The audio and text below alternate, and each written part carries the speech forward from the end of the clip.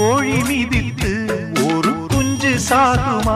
அந்த பாடம் படித்தே, அது பழைய பழமொழி. குஞ்சு மிதித்து இந்த கோழி நொந்ததே, இதை நெஞ்சில் நிறுத்து, இது புதிய பழமொழி.